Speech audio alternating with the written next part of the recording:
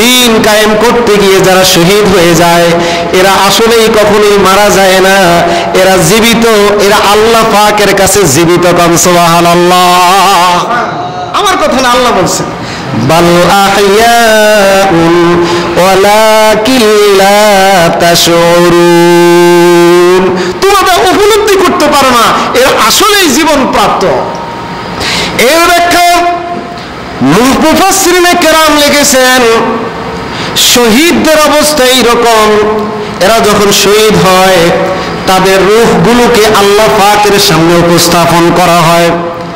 আল্লাহ পাক শহীদদেরকে ডেকে বলেন, ও শহীদেরা, তোমরা যেভাবে আমার জন্য দিন কায়েমের জন্য গতকালকে জীবন দিয়ে এসেছো, রাজপথে জীবন দিয়েছো, কারবালার ময়দানে জীবন দিয়েছো, তোমাদের এই জীবন দেওয়ার কারণে আমি আল্লাহ বহু খুশি হয়েছি, তোমাদের উপরে আমি সন্তুষ্ট হয়ে গিয়েছি। তোমরা কি চাও, আমার কাছে কি চাও, আমরা তাই আমি তোমাকে দেব। শহীদেরা দেখেন মুতার যুদ্ধে বর্ণিত হয়েছে জাফর বিন আবু তালেব আল্লাহর দরবারে বলেছিলেন, মাহবুদ রে, আমি মুতার যুদ্ধে তোমার দিন কায়েমের জন্য আল্লাহর নবীর আদেশে জীবন দিয়েছি, আমি তোমার কাছে কিচ্ছু চাই না, আমি চাই তুমি আমি জাফরকে আরেকবার পৃথিবীতে পাঠায়া দিবে, আমি আরেকবার গিয়ে যেন কাফেরদের সাথে যুদ্ধ করে তোমার দ্বীনের জন্য আরেকবার জীবন দিতে পারি। কোন সুবহানাল্লাহ। মুহাদ্দিসিনে কেরাম লিখেছেন, তাফসীরে রুহুল মাআনিতে এসেছে, আল্লাহ সুবহানাহু ওয়া তাআলা শহীদদেরকে বেহেশতের মধ্যে একটা জীবন দেন, তাদেরকে একটা পাখির সুরতে তাদের জীবনকে ফিরায়া দেন, এবং তারা আল্লাহর পক্ষ থেকে রিজিক প্রাপ্ত হয়ে থাকে। তারা বেহেশতের যখন যেখানে যেই ঢালে যেই গাছে যেখানে যাইতে মন চায় আল্লাহর আদেশে তারা সেখানে যাইতে পারে। কোন সুবহানাল্লাহ। আজকে হুসাইন রাদিয়াল্লাহু আনহু তিনি কি করলেন, শহীদ হয়েছেন, জীবন দিয়েছেন, কার জন্য? ওনার নিজের জন্য? আওয়াজ দিয়ে বলেন, নিজের কোনো স্বার্থ আছে? উনি 2 লক্ষ দিরহাম প্রত্যেক মাসে পাওয়ার জন্য প্রস্তাবনা ছিল ইয়াজিদের পক্ষ থেকে। ইয়াজিদ সে ক্ষমতায় এসেই চিন্তা করলো, আমার খেলাফত যদি টিকাইতে হয় তাহলে নবীর দৌহিত্র ইমাম হুসাইন জলিলুল কদর একজন সাহাবী, নবী পরিবারের সদস্য, উনি যা বলে তাই হয়, ওনার কথা মানুষ বিশ্বাস করে শুনে। আগে আমার খেলাফত টিকাইতে হইলে সর্বপ্রথম যার স্বীকৃতি, যার কাছ থেকে আমি বায়াত নিতে হবে সেই লোকটা ইমাম হুসাইন, সে যদি বলে তাহলে খেলাফত টিকবে। এজন্য সর্বপ্রথম সে আগেই প্রস্তাব দিয়েছিল ইমাম হুসাইনকে, হুসাইন তোমার কাছে কিচ্ছু চাই না, তোমাকে আমি 2 লক্ষ দিরহাম করে প্রত্যেক মাসে তোমার মদিনায় পাঠায়া দেব বাড়িতে, শুধু একবার আমাকে আমিরুল মুমিনিন হিসেবে মেনে নাও। আপনি আমি হইলে টাকার কাছে বিক্রি হইতাম। গত 16টা বছর যেভাবে আমার বাঙালিরা বিক্রি হয়েছে, এনএসআই থেকে শুরু করে আমার সেনাবাহিনী, আমার পুলিশ বাহিনী, আমার র্যাব বাহিনী, সবগুলো জায়গায় সবগুলো রূপ বিক্রি হয়ে গিয়েছে। এজন্যই বাংলাদেশের মাটিতে আমরা দেখেছি রাতের বেলাও ভোট হয়েছে, ঠিক কিনা? আমরা তো বিক্রি হয়েছি। এখন রিপোর্ট বের হচ্ছে, আজকের রিপোর্ট আমরা দেখলাম বাংলাদেশের রিজার্ভের $100 কোটি যে দুর্নীতি হয়েছিল, বিক্রি হয়েছে। সর্বপ্রথম বাংলাদেশের এই আমাদের ব্যাংকের যিনি প্রধান ছিলেন তিনি সর্বপ্রথম বিক্রি হয়েছেন, ওনার ছত্রছায়ায় বাংলাদেশের রিজার্ভ খালি হয়েছে। আমরা তো এই মুসলমান, ঠিক কিনা? আরে বাংলাদেশ কি মুসলমানের দেশ না? আওয়াজ দিয়ে বলেন, আপনারা কি মুসলমান না? শতকরা 80% মুসলমানের দেশ। সেই দেশে দুর্নীতি নাই এমন কোনো জায়গা নাই, ঠিক কিনা?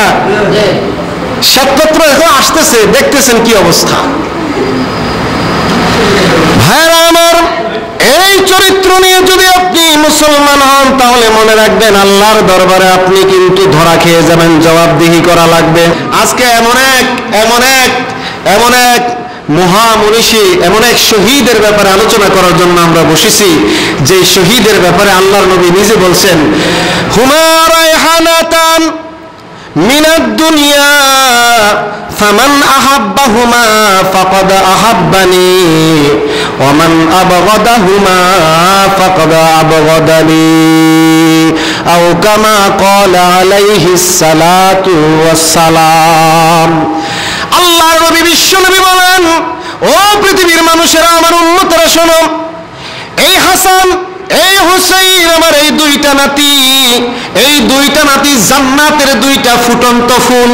যদি জান্নাতি তোমরা ফুল দেখতে চাও তাহলে আমার হাসান আর হুসাইনের দিকে তাকাও। সুবহানাল্লাহ। ফামান আহাব্বাহুমা ফাকাদ আহাব্বানি।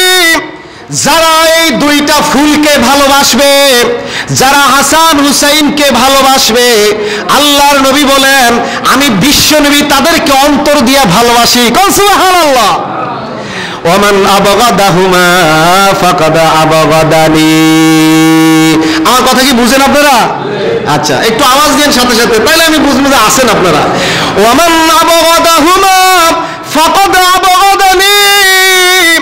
যারা এই দুইজনের সাথে শত্রুতা রাখবে, যারা এই দুইজনের বিরুদ্ধে তলোয়ার ধরবে, আমি বিশ্ব নবী বলে যাচ্ছি, আমি রাসূল তাদের সাথে শত্রুতা করি, আমি তাদের বিরুদ্ধে তরবারি ধরি। নাউযুবিল্লাহ। আওলাদে রাসূল আহলে বাইত অত্যন্ত দামি পৃথিবীর সম্পদ। দামি সম্পদগুলোর মধ্যে সবচেয়ে দামি সম্পদ আওলাদে রাসূল।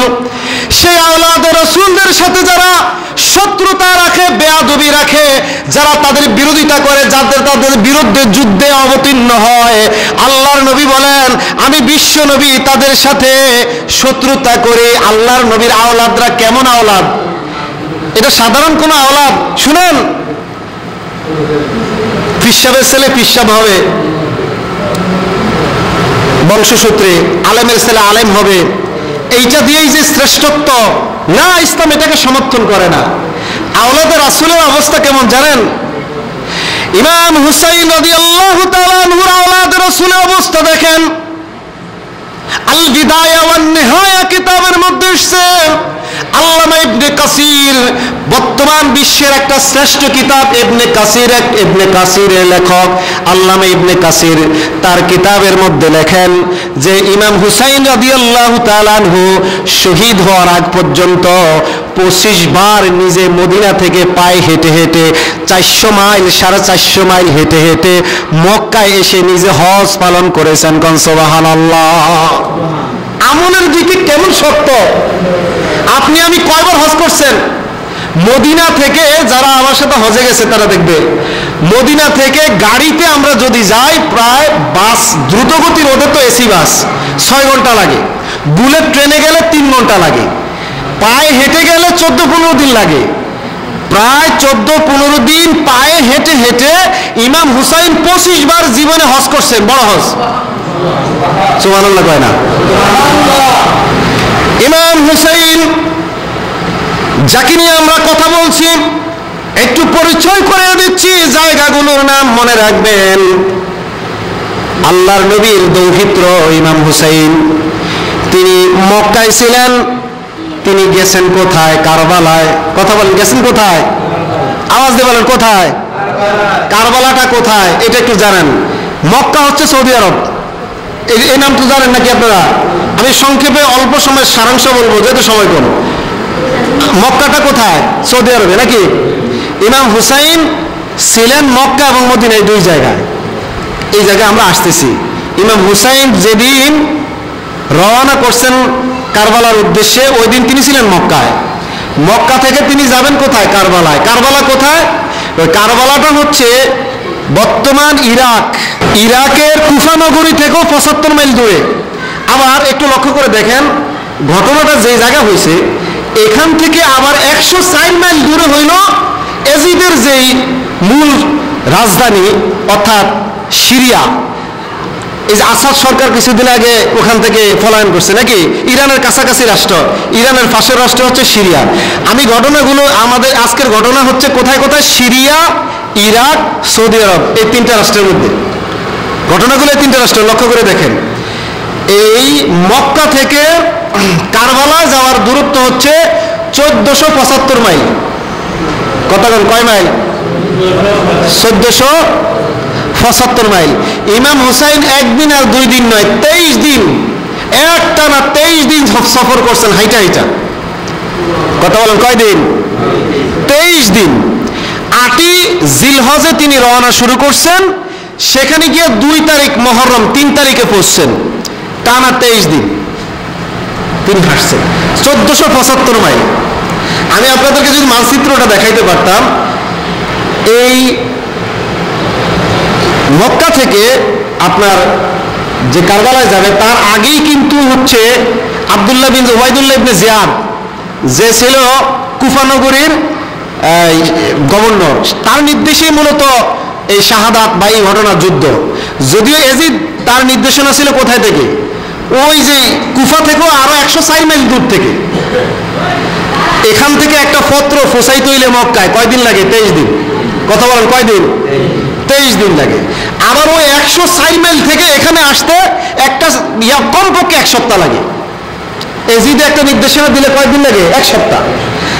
আবার ঘটনাটা যেখানে ঘটছে একটু লক্ষ্য করে দেখেন, কারবালাটা কিন্তু কুফা নগরীর মধ্যে না, কুফা নগরী থেকে 75 মাইল দূরে, অর্থাৎ ইরাকের রাজধানী থেকে, অর্থাৎ বাগদাদ শহরটা এইদিকে আর কারবালাটা এইদিকে। আবার কারবালার ওখানে যে ফোরাত নদীর কথা আমরা সবসময় বলি, ফোরাত নদীর পানি খাইতে দেয় নাই নাকি, আমরা জানেননি? ফোরাত নদীর উৎপত্তি কোথায় জানেন? ফোরাত নদীর উৎপত্তি কিন্তু কারবালায় না, এর উৎপত্তি হচ্ছে সেই সিরিয়ায়, দামেস্কে। অর্থাৎ ওখান থেকেও প্রায় 104 মাইল ক্যানেল দিয়া, ক্যানেল মানে খালের মতো করিয়া। আমাদের দেশে দেখবেন সরাসরি এই যে আমাদের যতগুলো নদী, এগুলো সব ভারত থেকে আসছে। এই যে ব্রহ্মপুত্র, মেঘনা, যমুনা, এর বেশিরভাগই কিন্তু ইন্ডিয়া থেকে বা তিব্বত থেকে, ওখান থেকে এর উৎপত্তি। এরপরে আমাদের বাংলাদেশ হইয়া আবার সিলেট হইয়া আবার ইন্ডিয়া চলে গেছে। ঠিক এই ফোরাত নদীটা আসছে কোথায় থেকে? সিরিয়া থেকে। আমি এই কতগুলো মূল গ্রাউন্ড কথা বলে নিলাম, আওয়াজ আলোচনা করার সময় যাতে আপনারা বুঝেন। তাহলে ঘটনাটা মক্কা থেকে কোথায় গেল? আওয়াজ দিয়ে বলেন কোথায়? কারবালায়, 1475 মাইল। আবার আব্দুল্লাহ ওবাইদুল্লাহ ইবনে জিয়াদ যেখান থেকে নির্দেশনা দেয় সেখান থেকেও 75 মাইল, 3 দিনের রাস্তা। যে কোনো সিটি পাঠালে 3 দিন লাগে। এখন আমাদের প্রত্যেকের যুক্তি হলো, মক্কা থেকে উনি যাবেন কোথায়? কুফায়। কুফার লোকেরা তো সিটি পাঠাইছে নাকি? এখন উনি কুফায় না যাইয়া একটু মানে বাঁকা হয়ে কারবালায় চলে গেলেন। কুফা থেকে 75 মাইল দূরে চলে গেলেন কেন? ইমাম হুসাইন, কিছু কথা আছে না নাই? ভাইরা আমার, বন্ধুরা আমার, আজকে ইমাম হুসাইনকে নিয়ে আমরা কথা বলতেছি। ইমাম হুসাইনের সাথে এজিদের বড় কোনো বিষয় নিয়ে কোনো দ্বন্দ্ব ছিল না। টাকা নিয়ে, সম্পদ নিয়ে, পৃথিবীর কোনো স্বার্থ নিয়ে কোনো রকমের দ্বন্দ্ব ছিল না।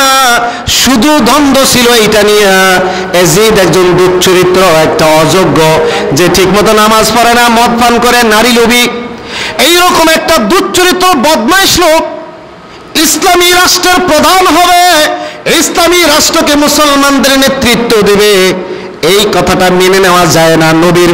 নবীর আওলাদ, নবীর দৌহিত্র একজন সাহাবী, মর্দে মুজাহিদ ইমাম হুসাইন এটা মেনে নিতে পারেন নাই। অথচ আমাদের শতকরা 18 কোটি মুসলমানের দেশে আমাদের নেতৃত্ব দেয় একজন মহিলা, ঠিক কিনা? আহা, আপনারা তো মাইনে নিতেছেন, আমরা মাইনে নিতেছি। মহিলার নেতৃত্ব গত 17 বছর দেখলাম। এখন আবার নেতৃত্ব দেয় একজন সুদী ব্যবসায়ী। মনে কষ্ট নিয়েন না, বাস্তব যেটা বলতে হবে। আমাদের প্রধান উপদেষ্টা এখন কি? উনি আল্লাহর ফেরেশতা। আওয়াজ দিয়ে বলেন, উনি কি সৎ লোকের শাসন করতেছেন? উনি কি নামাজের ইমামতি করতেছেন? আরে ভাই, ইমামতি মানে কি? একজন নেতা যিনি মসজিদের ইমামতি করবেন তিনি হবেন রাষ্ট্রের নেতা, রাষ্ট্রের ইমাম, ঠিক না? আপনার আমার ইমামতি করার জন্য 200-300 লোকের ইমামতি করার জন্য আমরা চাই এই লোকটা নামাজি কিনা, এই লোকটার চরিত্র ভালো কিনা, এই লোকটা সুন্নতি লেবাস পরে কিনা, এই লোকটা বাটপারি করে কিনা, লোকটার বউ পর্দায় থাকে কিনা। অথচ নির্বাচন আসলেন 18 কোটি মুসলমানের নেতৃত্ব দেওয়ার জন্য, যখন একজন নেতাকে আমরা নির্বাচন করি তখন আমরা দেখি না লোকটা সুদী কারবারি কিনা, লোকটা নামাজ পড়ে কিনা, লোকটা সৎ লোকের শাসন কায়েম করবে কিনা, আল্লাহর কোরআনের রাজ কায়েম করবে কিনা, এইটা আমরা দেখি না। ভাইরা, অনেক সময় নষ্ট হয়েছে। 40 বছর স্বাধীন হয়েছে আমাদের দেশ, এখন একটা সুযোগ হয়েছে 44 বছর পরে আগামীতে যে নির্বাচনটা হবে, আপনাদের কাছে উদাত্ত আহ্বান জানাই, ওখানে যেন একজন আল্লাহওয়ালা, একজন মুত্তাকি, একজন দ্বীন কায়েমের একজন সৎ লোক যেন শাসন ক্ষমতায় আসে। আমরা চাই কি চাই না? আগামী নির্বাচনে ইমানি পরীক্ষাটা একটু দেখাতে হবে। অনেক দেখেছি এই আমরা নামাজি, আমরা আলেম ওলামা, আমরা মুত্তাকি মুসলমান, হজ করি, যাকাত দেই, সব কিছু করি, কুরবানি করি, আল্লাহর জন্য সব করি, শুধু নির্বাচনের সময় 500 টাকার কাছে বিক্রি হই না। এখন আর বিক্রি হওয়া যাবে না। এই জমিনে, আল্লাহর জমিনে বাংলাদেশে যেন কোরআনের রাজ কায়েম হয়, এখানে যেন দ্বীন কায়েম হবে, আমাদের কালামের পতাকা পথ করতে উঠবে, এটা আমরা চাই কি চাই না? আল্লাহ আমাদের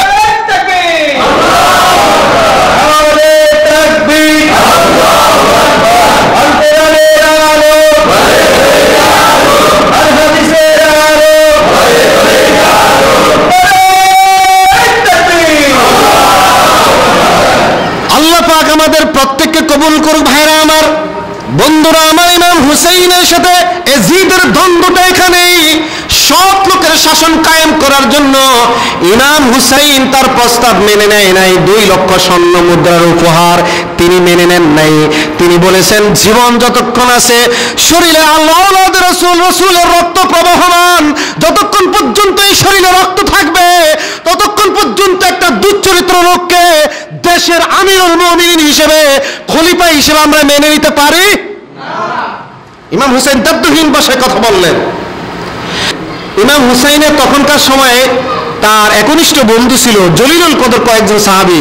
ওমর রাদিয়াল্লাহু তাআলা আনহুর ছেলে আব্দুল্লাহ ইবনে ওমর, আবু বকর রাদিয়াল্লাহু তাআলা আনহুর ছেলে আব্দুর রহমান ইবনে আবু বকর, এবং জুবাইর রাদিয়াল্লাহু তাআলা আনহুর ছেলে আব্দুল্লাহ ইবনে জুবাইর রাদিয়াল্লাহু তাআলা আনহু, এবং তখনকার সময় একজন শ্রেষ্ঠ মুফাসসির আব্দুল্লাহ ইবনে আব্বাস রাদিয়াল্লাহু তাআলা আনহু। কথা বলেন কয়জন? 60 জন। আওয়াজ দেবেন কয়জন? মূলত এই 60 জনই ছিলেন তখনকার সময় সবচেয়ে বেশি এজিদের আতঙ্ক। এই 4 জন সাধারণ কোনো ব্যক্তি ছিলেন না। এই 4 জন বংশমর্যাদায়, সম্মানের ক্ষেত্রে, নেতৃত্বের ক্ষেত্রে, তাদের তাকওয়ার ক্ষেত্রে তৎকালীন সময় শ্রেষ্ঠ মানুষ। তাদের কথায় হাজার হাজার লক্ষ লক্ষ মানুষ জীবন দেওয়ার জন্য প্রস্তুত থাকতো।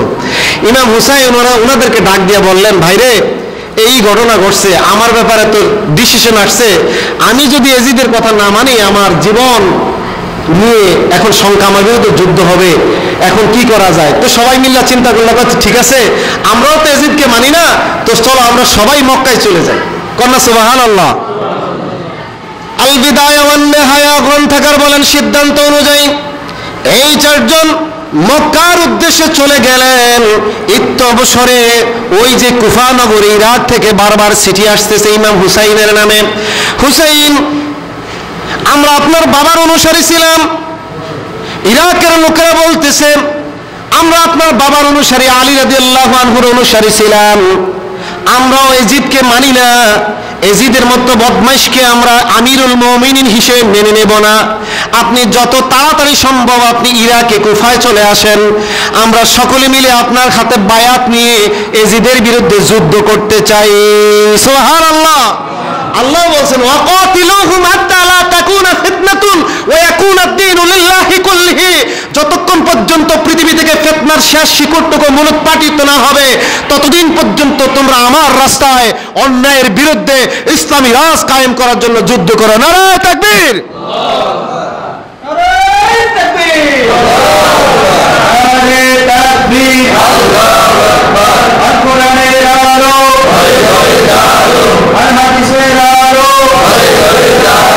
ইসলামের শত্রুরা হুঁশিয়ার, ইসলামের শত্রুরা হুঁশিয়ার।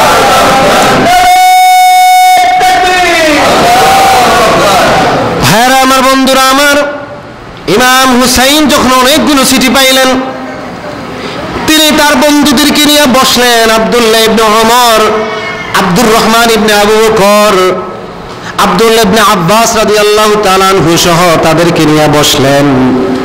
বললেন, ভাইরে, এত এত চিঠি আসতেছে, কুফা নগরী থেকে এতগুলো চিঠি আসতেছে, আজকে যদি আমি ইরাকে যদি না যাই, আজকে যদি কুফা নগরীতে না যাই, কিয়ামতের দিন, মুসিবতের সময় আমার আল্লাহ যখন প্রশ্ন করবেন, হুসাইন জিহাদের জন্য যখন তোমাকে আহ্বান করা হলো, আমার দুর্বল মুসলমানগুলি যখন তোমাকে নেতা বানায়া আল্লাহর দ্বীনকে কায়েম করার জন্য তোমাকে যখন চিঠি দিয়ে আহ্বান করলো, তুমি কেন জিহাদের ময়দানে গেলে না, যুদ্ধ করলে না? ও ভাইরা আমার, পরামর্শ দেন, কিয়ামতের দিন আমি কি জবাব দেব? আব্দুল্লাহ ইবনে ওমর ছিলেন তৎকালীন যুগের একজন শ্রেষ্ঠ আলেম। তিনি বললেন, হুসাইন, আমি আরবি ভাষা সম্পর্কে অনভিজ্ঞ, চিঠিগুলো পড়ে যা দেখলাম, ইরাকের লোকদের চরিত্র ভালো না। এদের মুখে একরকম, তরবারি আরেক রকম। মুখে বলে এক কথা, তরবারিতে করে আরেক কথা। আপনার বাবাকে এই দাওয়াত দিয়ে নিয়ে গিয়েছিল, আপনার বাবা এখানে রাজধানী স্থাপন করেছিল, কিন্তু আলীকে তারা বাঁচতে দেয় নাই, বেঈমানি করেছে। আপনার বাবাকে এরাই হত্যা করেছে। ও হুসাইন, আমাদের উপদেশ হচ্ছে আপনি কখনোই কুফা নগরীতে যাবেন না। ইমাম হুসাইন বললেন, ভাইরে, যদি আমি নাই যাই তাহলে কিয়ামতে কি জবাব দেব? আল্লাহর কাছে কি জবাব দেব? আমার নানা জানের কাছে কি জবাব দেব? আমি তো অসহায় হয়ে পড়েছি।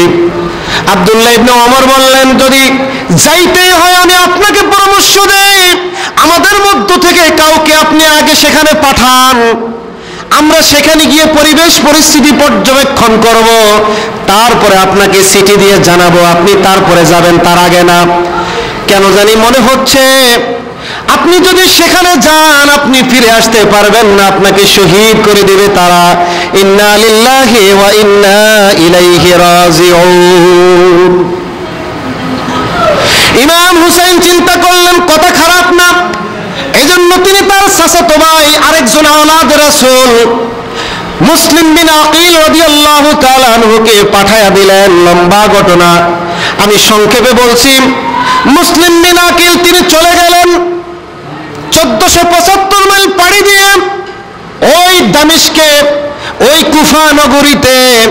সেখানে গিয়ে তিনি দেখলেন তখনকার যিনি গভর্নর, নাম নু'মান ইবনে বশীর। নু'মান ইবনে বশীরের সাথে সাক্ষাৎ করলেন, বললেন, আমি আওলাদ রাসূলের প্রতিনিধি হিসেবে, হুসাইনের প্রতিনিধি হিসেবে এসেছি। ও বশীর, এখানকার অবস্থা কি? তিনি বললেন, এখানকার অবস্থা খুবই ভালো, লোকগুলো আপনাদের জন্য অপেক্ষা করতেছে। যদিও আমি এজিদের একজন চাকরিজীবী, কিন্তু আমি নবীজির আওলাদকে বড় ভালোবাসি। সুবহানাল্লাহ। আপনি কাজ করেন, বায়াত নেন। মুসলিম বিন আকিল একদিনে কিতাবের মধ্যে আছে 40,000 মুসলমানকে নিজের হাতে বায়াত নিলেন। আল্লাহু আকবার। পরের দিন চিঠি দেখলেন, হুসাইন গো, আপনি দেরি করবেন না, ইরাকের অবস্থা বড়ই ভালো, বড় সুন্দর অবস্থা, তারা আসলেই আপনার জন্য অপেক্ষা করতেছে, অধীর আগ্রহে বসে আছে, চিঠি পাওয়ার সাথে সাথে রওনা দিবেন। এই খবর পৌঁছে গেল এজিদের কাছে দামেস্কে। এজিদ দেখলো, হায় রে, অবস্থা তো বেগতিক, কোনোভাবে যদি হুসাইন ইরাকের এই বসরা নগরীতে চলে আসে, কুফায় যদি চলে আসে, তাহলে তো আমার খেলাফত টিকানো যাবে না।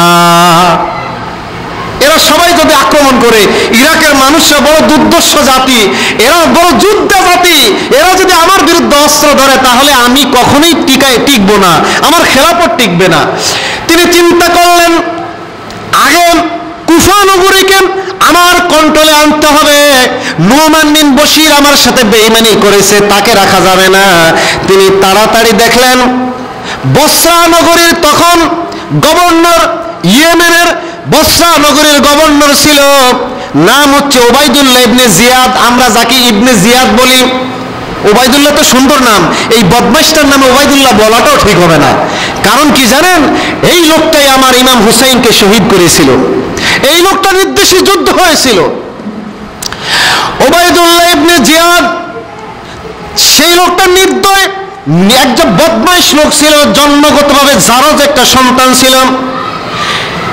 এজিদ চিন্তা করল, যদি ইরাককে কন্ট্রোল করতে হয় তাহলে কুফা নগরীতে তাকে গভর্নর করে পাঠানো লাগবে। এজন্য সে একটা চিঠি দিল যে নোমান বিন বশির, আজকে থেকে তোমাকে আমি বরখাস্ত করলাম, এই জায়গায় ওবাইদুল্লাহ ইবনে জিয়াদকে আমি গভর্নর হিসেবে নির্বাচিত করলাম। চিঠি কিন্তু এদিক দিয়ে চলে আসছে, 23 দিন অপেক্ষা, চিঠি হুসাইনের কাছে, এদিক দিয়ে নোমান বিন বশির বরখাস্ত, এখানে আসছে কে? ওবাইদুল্লাহ ইবনে জিয়াদ। এখন সে দুই জায়গার গভর্নর। সে এসে গভর্নর হাউসে ঢুকেই দেখতেছে, লম্বা ঘটনা, এখানে অনেক কিছু আছে। ঢুকার পরে তিনি দেখলেন এখানে সৈন্য আছে 30 জন। কথা বলেন কয়জন? সৈন্য আছে 30 জন। এই 30 জন সৈন্য নিয়ে মুসলিম বিন আকিলের বিরুদ্ধে 40,000-এর বিরুদ্ধে যুদ্ধ করলে টিকবে না। এজন্য সে কৌশল করলো। সে কৌশল কি? সে এসেই গভর্নর হাউসের ছাদের উপরে দাঁড়িয়ে বলল, ও কুফাবাসীর লোকেরা, তোমাদের জন্য একটা বিশেষ ঘোষণা আছে। কয় কি? কয় আমাকে একটু আগে পাঠাইছে চিঠি নিয়ে তোমাদেরকে শোনানোর জন্য। এজিদ 8,000 অশ্বারোহী অস্ত্র শস্ত্রে সজ্জিত সৈন্য নিয়ে রওনা করছে তোমাদের বিরুদ্ধে যুদ্ধ করার জন্য। তোমরা কিন্তু চেষ্টা করলো তাদের মতো এই রকম অস্ত্র শস্ত্রে সজ্জিত লোকদের বিরুদ্ধে যুদ্ধ করে পারবা না। এজন্য আমি তোমাদেরকে আহ্বান জানাই, তাড়াতাড়ি মুসলিম বিন আকিলের বায়াত ছেড়ে দিয়ে আমাদের বায়াত গ্রহণ করো। যদি বায়াত গ্রহণ করো তাহলে জীবনে নিরাপত্তা দেওয়া হবে, তোমাদের স্ত্রীরা বিধবা হবে না। দেখেন, এই জন্য ওই যে আব্দুল্লাহ ইবনে ওমর বলছেন, এদের মুখে একরকম, তলোয়ারে আরেক রকম। এই ঘোষণার সাথে সাথে এরা সব ভয় পেয়ে গেছে। স্ত্রীরা প্রত্যেকের বাবা মা কাছে কাছে এসে বলতেছে, বাবা এ বাপ, যুদ্ধ করা দরকার কি? জীবন দেওয়া দরকার কি? আমি বিধবা হওয়া দরকার কি? আয় এখান থেকে চলে আয়, যুদ্ধ বিগ্রহ হানাহানি মারামারি দরকার নাই, আমগো দরকার কি? হুসাইন এখনো আসে নাই, সে অনেক দূরে, এই বিরুদ্ধে আমরা হুদুদি লাফিয়া তকবির দিয়া এখানে জীবন দেওয়ার দরকারটা কি? নাউজুবিল্লাহ মিন যালিক বলবেন না? ইমাম হুসাইন রাদিয়াল্লাহু তাআলা আনহু আসার আগেই ইরাকের লোকেরা বেঈমানি করলো। লম্বা ঘটনা। ওবাইদুল্লাহ ইবনে জিয়াদ অল্প সময়ের মধ্যে পুরো নগরী কন্ট্রোলে নিয়ে আসলেন। মুসলিম বিন আকিলকে গ্রেফতার করলেন হানি ইবনে হানির ঘর থেকে। মুসলিম বিন আকিল দুইটা ঘরে তিনি আশ্রয় নিয়েছিলেন। আব্দুল্লাহ ইবনে মুখতার, হানি ইবনে হানি, এই দুই ঘরে দুইজন লোককে গ্রেফতার করে নিয়ে আসা হলো। মুসলিম বিন আকিলকে গ্রেফতার করা হলো, এমন নির্দয় আচরণ করা হলো, আওলাদ রাসূল মুসলিম বিন আকিলকে গভর্নর হাউসের ছাদের উপরে নিয়ে জবাই করে তার মাথাটাকে ঝুলায়া তার লাশটাকে লাঠি মেরে নিচে ফালায়া বলতেছে, ও কুফা নগরীর লোকেরা, দেখো মুসলিম বিন আকিলের অবস্থা আমি কি করেছি। যদি তোমরা এজিদের বিরুদ্ধে কোনো স্লোগান দাও তাহলে তোমাদের প্রত্যেকটা লোকের অবস্থা এই রকম হবে। নাউজুবিল্লাহ। তো মুসলিম বিন আকিল ইন্তেকালের আগে একটা ভালো কাজ করে গেছেন, সেটা হলো তিনি একজন ব্যক্তিকে বলেছেন গোপনে, আমাকে তো নিয়ে যাচ্ছে, আমাকে মেরে ফেলবে আমি জানি, তো আওলাদ রাসূল ইমাম হুসাইনের জীবন যেন নষ্ট না হয়, তুমি একটা চিঠি লিখে অবশ্যই জানায়া দিবা, হুসাইন যেন না আসে। তিনি কিন্তু চিঠিটা ঠিকমতোই পাঠাইছেন। কিতাবের মধ্যে আসছেন, ইমাম হুসাইন 8ই জিলহজ রওনা করলেন। যাইতে যাইতে 29 জায়গায় তিনি যাত্রা বিরতি করেছেন। তানঈম নামক একটা জায়গা আছে, যে জায়গাটা বর্তমান যেই জায়গার কথা বলেছি, যেখানে ওবাইদুল্লাহ ইবনে জিয়াদ তার যে গভর্নর হাউস, এখান থেকে 4 মাইল দূরে তানঈম নামক জায়গায় ইমাম হুসাইন যখন আসছেন তখনই কিন্তু চিঠি আসছে। ওই যে চিঠি যে হুসাইন আপনি আসবেন না, এখানের পরিস্থিতি বড়ই খারাপ, এখানে আসলে আপনার জীবন ধ্বংস করা হবে, আপনাকে তারা মেরে ফেলবে, আপনি আসবেন না। ইমাম হুসেন চিঠি পাইলেন, চিঠি পায়া তিনি বসলেন যে কি করা যায়। পরিবারের সদস্য, তিনি তো যুদ্ধ করতে আসেন নাই, তিনি আসছেন বায়াত নেওয়ানোর জন্য, ঠিকই না? তিনি বায়াত নিতেছেন, তাহলে তিনি প্রস্তুতি নিয়ে আসতেন। মাত্র 72 জন সদস্য, 40 জন মহিলা, এর মধ্যে 32 জন হলো পুরুষ, এদের মধ্যে শিশু আছে, তার ছেলে জয়নাল আবদিন আছে, আলী আসগর আছে, আলী আকবর আছে, কাশেম আছে, এদেরকে নিয়ে তিনি আসছেন। ইমাম হুসাইন যখন বসলেন, সকলকে নিয়ে কি করা যায়? মুসলিম বিন আকিলের 4 ভাই এই কাফেলার মধ্যে ছিলেন। তিনি বললেন, হুসাইন গো, আপনি ফিরে যান, আমরা কোনো আপত্তি করব না, কিন্তু আমার ভাই মুসলিম বিন আকিলকে শহীদ করে দিয়েছে, মুসলিম বিন আকিলের প্রতিশোধ না নিয়া আমরা এই জায়গা ছেড়ে কখনোই যাব না। সুবহানাল্লাহ। ইমাম হুসাইন বললেন, যদি তাই হয় আমি কেন যাব? আমার জন্যই তো মুসলিম বিন আকিল জীবন দিয়েছে, আমিও যাব না। চলো, আল্লাহ যা করে আমরা আজকে কুফা নগরীর দিকে যাব। এই কথা বলে রওনা দিলেন। এই দিকে উবাইদুল্লাহ ইবনে জিয়াদ ইমাম হুসাইনকে মোকাবেলা করার জন্য হুর বিন ইয়াজিদের নেতৃত্বে 1000 সৈন্য নিয়ে পাঠিয়ে দিয়েছেন। হুর বিন ইয়াজিদ এসে ইমাম হুসাইনকে বাধা দিলেন, বললেন, হুসাইন কই যাও? আমি দাওয়াতে এসেছি। এই নগরীর লোকেরা, ইরাকের লোকেরা আমাকে বায়াতের জন্য দাওয়াত দিয়েছে। বললেন সেখানে যাওয়া যাবে না। উবাইদুল্লাহ ইবনে জিয়াদ কঠিনভাবে নিষেধ করেছেন, আপনি যেন সেখানে না যান, আপনার সাথে যুদ্ধ হবে। কিন্তু আমি আপনাকে বড় ভালোবাসি, আপনি আওলাদ রাসূল, আমি আপনার সাথে যুদ্ধ করতে চাই না। আপনি বরং নিয়তির লেখন যায় না খণ্ডান। কিতাব হাদিস শরীফের মধ্যে আসছে, নবীজি সাল্লাল্লাহু আলাইহি ওয়াসাল্লাম একদিন রাআইতু রাসূলুল্লাহ ওয়া মাআহু জুজাজাতুম মিন দামিন, একদিন আল্লাহর নবী সাহাবীদের কাছে এক শিশি রক্ত নিয়ে এসে বললেন, ও সাহাবায়ে কেরাম, আতালামু মা সানাতু উম্মতি, তোমরা কি জানো আমার উম্মতরা আমার নাতির সাথে কি আচরণ করবে? সাহাবাই করা বলেন, আল্লাহ ওয়া রাসূলুহু আ'লাম, আল্লাহ এবং তার রাসূলই ভালো জানে। ইয়া রাসূলুল্লাহ, আমরা তো জানি না। কই শুনো, হ্যাঁ, এই যে শিশির মধ্যে যে রক্ত দেখতে পাচ্ছ, এটা সাধারণ কোনো রক্ত নয়, এটা হচ্ছে সেই কারবালার রক্ত। যেদিন আমি থাকবো না, আমার এই উম্মতেরা আমার হুসাইনকে শহীদ করে দিবে। ইন্না লিল্লাহি, কত বছর আগে? আপনি তো চিন্তা করে দেখেন, ঘটনাটা ঘটছে 60 হিজরিতে, 61 হিজরিতে। ইমাম হুসাইনকে শহীদ করা হয়েছে 61 হিজরিতে। আর নবীজি সাল্লাল্লাহু আলাইহি ওয়াসাল্লাম এই কথা বলতেছেন 10 হিজরির আগে, প্রায় 50 বছর আগে নবীজি বলছেন আমার হুসাইনকে এই উম্মতেরাই শহীদ করবে। ইমাম হুসাইন যখন কারবালায়, তিনি একজনিক ব্যক্তিকে বললেন, ভাই রে, এই জায়গাটা চিনতেছি না, আমরা পথিক মুসাফির, পথ হারিয়ে এখানে এসেছি, জায়গাটার নাম কি? তিনি বললেন, পথিক, আপনাদেরকে আমিও চিনি না, এই জায়গাটা বড় ভয়ঙ্কর জায়গা, ছোটবেলা থেকে শুনে এসেছি এই জায়গাটার নাম কারবুনবালা, এটার নাম কারবালা, এটা ভয়ঙ্কর জায়গা, যেই আসে সেই বিপদে পড়ে, এই মাঠে যারাই আসে তারাই বিপদে পড়ে, এজন্য কেউ আমরা এই মাঠ দিয়ে কখনো আসা যাওয়া করি না। আপনি সেই মাঠে আসছেন, এটা বিপদের মাঠ, এখানে থাকা যাবে না, এখান থেকে চলে যান। ইমাম হুসাইন এবার সাথীদেরকে জিজ্ঞাসা করলেন, ও সাথীরা, এটা কি মাস? কয় মুহররম। কয় তারিখ আজকে? কয় আজকে 3 তারিখ। কথা বলেন, কয় তারিখ? ইমাম হুসাইন চিন্তা করলেন, এখন বয়স আমার 53 বছর, আবার মাসও মুহররম, তারিখ হচ্ছে 3 তারিখ, আর মাত্র 5-7 দিন আমার হাতে আছে। আল্লাহু আকবার। কিতাবের মধ্যে আসছে, হাদিস শরীফে নবীজি সাল্লাল্লাহু আলাইহি ওয়াসাল্লামের এই ব্যাপারে বলছেন, ইমাম হুসাইন নিজে বলছেন, ইন্নী রাআইতু রাসূলুল্লাহ সাল্লাল্লাহু আলাইহি ওয়াসাল্লাম ফিল মানাম, যেই দিন আমি কারবালায় গেলাম, ওই দিন রাত্রে আমি ঘুমের মধ্যে আমি দেখলাম আমার নানা রাসূলুল্লাহ সাল্লাল্লাহু আলাইহি ওয়াসাল্লাম আমার সাথে সাক্ষাৎ করতে আসছেন। সুবহানাল্লাহ। আমি দেখলাম আল্লাহর নবী বললেন, ফাকাল লি আন্নাকা তারুহু ইলাইনা, ও হুসাইন, চিন্তা করিও না, অচিরেই আমার সাথে তোমার সাক্ষাৎ হবে, আগামীকালকে তুমি রোজা রাখবে, ইফতার আমি আর তুমি একসাথে করব। আল্লাহু আকবার। নবীজি দাওয়াত দিচ্ছেন, আজ কালকের ইফতার কে? নবীজি আর আমার নবীজি কি জীবিত? তখন আওয়াজ দিয়ে বলেন, জীবিত? জীবিত কিনা? না, নবীজি ইন্তেকাল করছেন। এই স্বপ্নের ব্যাখ্যা কি?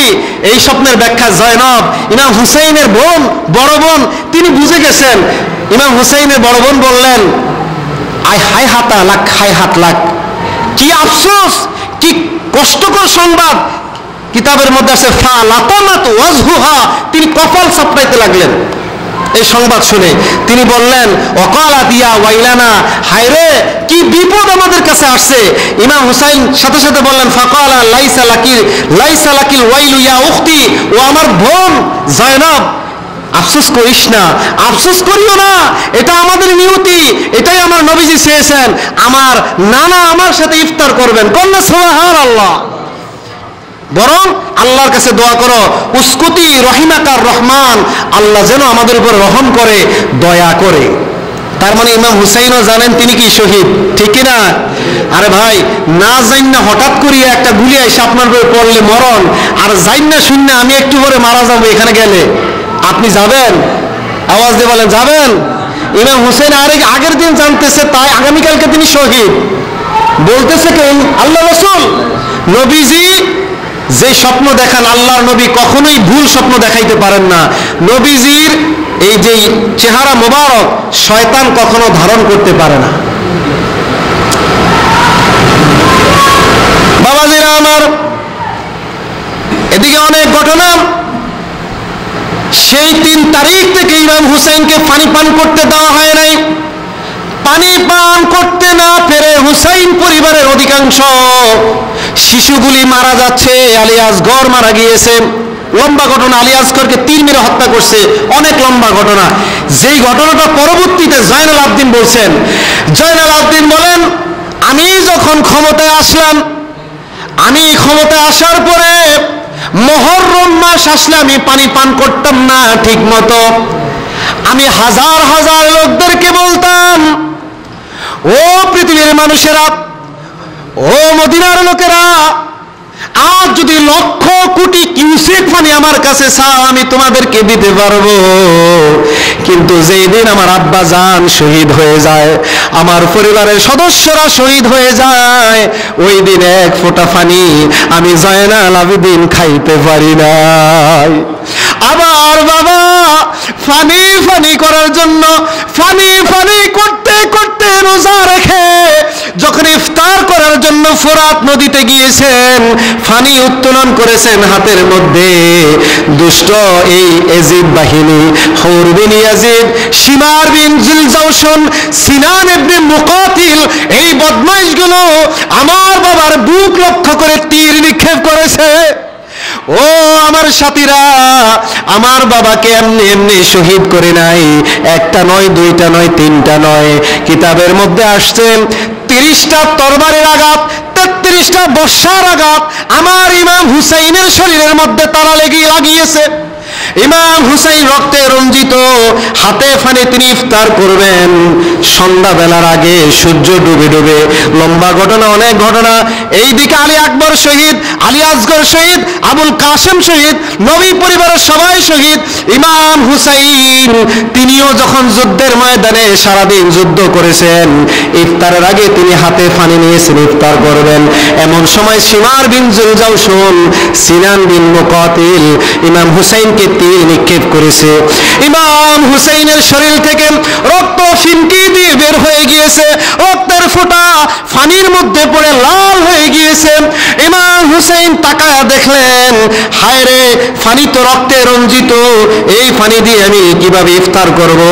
আমার নবী তো, আমার নানা তো আমার জন্য অপেক্ষা করতেছে, আজকে ইফতার জান্নাতের মধ্যে করব। কোন সুবহানাল্লাহ।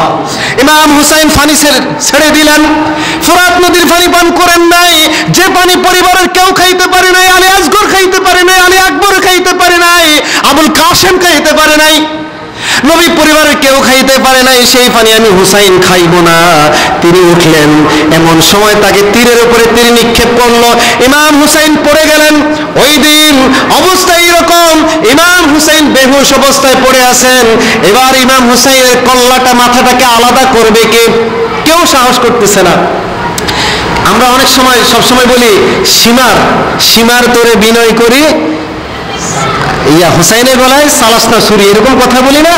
আসলে কিতাবের মধ্যে আসছে, সর্বপ্রথম যেই লোকটা ইমাম হুসাইনের এই ঘাড়ের মধ্যে কল্লাটা আলাদা করেছে, সে হচ্ছে সিনান ইবনে মুকাতিল, এই লোকটা। আর সীমার সে বুকের উপরে চড়ে বসেছিল।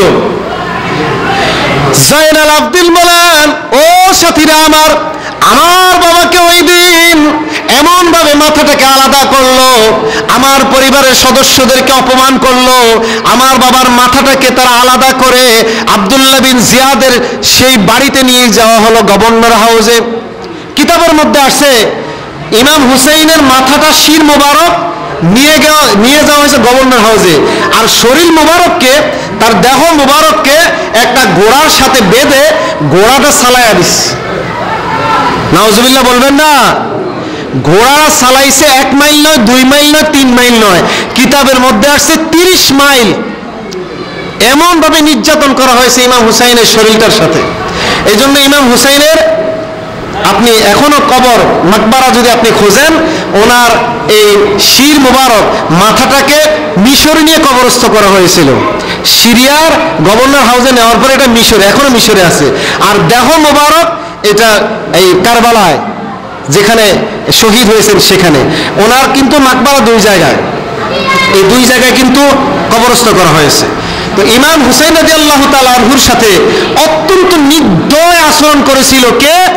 এই শিমার বিন জিল জাওশন এবং সিনান ইবনে মুকাতিল, আরেকটা লোক ছিল ওমর ইবনে আস, আরেকটা ছিল হুর বিন ইয়াজিদ। এরা কিন্তু যুদ্ধে ইমাম হুসাইনকে বড় কষ্ট দিয়েছিল। এদের অবস্থা কি হয়েছিল জানেন? মাত্র 6 বছর পরে 66 হিজরিতে, 61 হিজরিতে ইমাম হুসাইনকে শহীদ, 66 হিজরিতে মুখতার ইবনে সাকিফ নামক এক ব্যক্তি, এই লোকটা ছিল তায়েফের লোক, তায়েফে সাকিফ গোত্রে জন্মগ্রহণ করছে। এই লোকটা মাত্র 6 বছর পরে কুফার গভর্নর নির্বাচিত হইয়া সর্বপ্রথম যাদের বিচার করেছিল এদের মধ্যে 1 নম্বর ছিল শিমার বিন জিল জাওশন। কিতাবের মধ্যে আসছে একদিনে 148 জন দুরাচার যারা ইমাম হুসাইনের সাথে বেয়াদবি করছিল, এদের প্রত্যেককে ফাঁসির মধ্যে ঝুলাইয়া তারপরে রাস্তার কোনায় কোনায় তাদেরকে লাগাইয়া রাখছে। এরাই হচ্ছে সেই কারবালার সাথে বেয়াদবি করা ব্যক্তি, ইমাম হুসাইনের সাথে যারা বেয়াদবি করেছে। তো মনে রাখবেন, যে যত বড় শক্তিশালী হোক, মাত্র 2 বছর 8 মাস এজিদ ক্ষমতায় ছিল। কয় বছর? কথা কন। 2 বছর 8 মাস। মনে রাখবেন, আপনি যতই ক্ষমতাশালী হন, আপনার ক্ষমতা চিরস্থায়ী নয়। আপনাকে শাস্তি দেওয়ার জন্য আল্লাহ পাকের আরেকটা বাহিনী দাঁড়ায় থাকবে, ঠিক না? এজন্য বাংলাদেশে যারা আলেমদেরকে ফাঁসিতে ঝুলিয়েছে, যারা বাংলাদেশে বিভিন্নভাবে ইসলামী আন্দোলনের কর্মীদেরকে কষ্ট দিয়েছে, আজকে তাদের শাস্তি কড়ায় গন্ডায় আল্লাহ দিয়েছেন কি দিয়েছেন না? কথা কন। কিয়ামত পর্যন্ত এরকম এজিদ বাহিনীদেরকে আল্লাহ পাক শাস্তি দিবেন। আর মনে রাখবেন, কিয়ামত পর্যন্ত হুসাইনি মুসলমানরা এখনো ছিল, আছে এবং থাকবে। নারায়ে তাকবীর। আমরা হুসাইনের পক্ষে আছি কি থাকবো কি থাকবো না? কথা বলেন। কারা কারা থাকবো? হাত তুলে নারায়ে তাকবীর। আল্লাহ যারা হাত তুলেছেন তাদেরকে মঞ্জুর করে নেন। মনে রাখবেন, আমি আরো লম্বা কথা বলতাম, 10টার মধ্যে শেষ করতে হবে। এই কথা ছিল, অনেক সময় বেশি হয়ে গেছে, 10:23 বেজে গেছে। তো লম্বা কথা আমি শেষ করে দিচ্ছি। কথা লম্বা কথা না, আজকে শিক্ষণীয় বিষয় কোনটা জানেন? আলোচনার মূল কথা হলো এই যে কাহিনী, এটা না কেমনে শহীদ হয়েছে এটা না, শহীদ ইমাম হুসাইন কেন হইলেন এটা হইল বড় কথা। ইমাম হুসাইন কেন জীবন দিলেন, আমাদের শিক্ষা কি, এই কারবালা থেকে আমাদেরকে কি মানতে হবে, কি মেসেজ দিতে হবে, এইটা আজকে আমাদেরকে জেনে যেতে হবে। তাহলে আজকের মাহফিল সফল। ইমাম হুসাইন যুদ্ধ করেছেন একটা বিষয়কে সামনে রেখে, সেটা কি? খেলাফত। আওয়াজ দিয়ে বলেন, সেটা কি? ইমাম হুসাইন কেন যুদ্ধ করলেন? খেলাফত হচ্ছে অন্যায়ভাবে জবরদখল করে ক্ষমতা দখল করা যাবে না। পুলিশ দিয়া, র্যাব দিয়া, সেনাবাহিনী দিয়া, ডিজিএফআই দিয়া, রাত্রেবেলা ভোট দিয়ে আমি ক্ষমতায় যাব না। জনগণের ভাবে নির্বাচিত করে খেলাফতে জনগণের সমর্থন নিয়ে যেই লোকটা ক্ষমতায় যাবে সেই হবে খলিফাতুল মুসলিমিন, ঠিক না? সুতরাং কোন অন্যায়কারী, অন্যায়ভাবে ক্ষমতা দখলকারীকে আমরা মেনে নেব না ইনশাআল্লাহ, ঠিক না? হুসাইনি মুসলমানরা এটা কখনো মেনে নেয় নাই। ইমাম হুসাইন আজ থেকে 1300 বছর আগে মানে নাই, আমরাও মানি না। কিয়ামত পর্যন্ত জীবন থাকতে আমরা মেনে নেব। আগামীতে যেন জনগণের দ্বারা নির্বাচিত একজন ভালো লোক, একজন সৎ লোক ক্ষমতায় আসে, এজন্য আমরা সহযোগিতা করব, চোখ কান আমরা খোলা রাখবো। তাহলে ইমাম হুসাইনের জীবন সফল, তার শহীদ সফল। মনে রাখবেন, আল্লাহর নবী বলছেন, যে ব্যক্তি হুসাইনকে ভালোবাসবে, যে ব্যক্তি হুসাইনকে অনুকরণ করবে, আমি রাসূল তাকে ভালোবাসবো। আর আল্লাহর নবী বলেন, মান আহাব্বানি কানা মাইয়া ফিল জান্নাহ, যে আমাকে ভালোবাসবে আমি রাসূল ওয়াদা দিচ্ছি তাকে নিয়ে আমি জান্নাতে যাব। কোন সুবহানাল্লাহ। আমরা নবীজির সাথে জান্নাতে যেতে চাই কি চাই না? আওয়াজ দিয়ে বলেন, যেতে চাই কি চাই চাই না? তাহলে ইমাম হুসাইনকে ভালোবাসা লাগবে। ইমাম হুসাইনকে কেমনে ভালোবাসবেন? হাই হুসাইন, হাই হুসাইন, হাই হুসাইন, শরীর রক্তাক্ত করে আওয়াজ দিয়ে বলেন। হালুয়া রুটি বানায়া মিলাদ করিয়া সাল্লাল্লাহু করিয়া আওয়াজ দেব, কথা কয় না? ইমাম হুসাইনকে আজকে কারবালার আজকে এই দিনে ইমাম হুসাইনের প্রতি সম্মান তখনই দেখানো হবে যদি ইমাম হুসাইন যেই জন্য জীবন দিলেন, যেই খেলাফত ইসলামী রাজ কায়েম করার জন্য যিনি আপোষ করেন নাই, নিজের জীবনকে দিয়ে দিয়েছেন, তারপরও তিনি কারবালার ময়দান থেকে পিছু হটেন নাই, নিজেকে বিক্রি করেন নাই। আমরাও 500 টাকার কাছে বিক্রি হব না। রাজি? আওয়াজ দিয়ে বলেন রাজি? তাহলেই আমরা ইমাম হুসাইনকে সম্মান দিতে পারবো। আমরা ইমাম হুসাইন 2 লক্ষ দিরহাম স্বর্ণ মুদ্রার কাছে বিক্রি করেন নাই, বিক্রি হন নাই। কেন আপনি 500 টাকার কাছে বিক্রি হন? আওয়াজ দিয়ে কথা বলেন। এই কাজটা করা যাবে? এটা সম্পূর্ণ মুনাফিকি। আল্লাহ আমাদেরকে ইয়াজিদ বাহিনী থেকে মুক্তি করে এই হুসাইনি পথে, জান্নাতি পথে, নবীজির পথে চলার তৌফিক দান করুক। সবাই বলি আমিন। আওয়াজ দিয়ে বলতে হবে আমিন। এজন্য ওই যে শুরুর কথাটা এটাই বলতেছি, আখেরে সালাম লন, সবাই পড়েন, আখেরে সালাম লন ওহে নানা জান, আপনারে হোসেন যায় গো কারবালার ময়দান। আখেরে সালাম লন ওহে নানা জান, আপনারি হোসেন যায় গো কারবালার ময়দান। ওমা তৌফিক ইল্লা বিল্লাহ। আসসালামু আলাইকুম ওয়া রাহমাতুল্লাহ। দোয়া হবে, কেউ উঠবেন।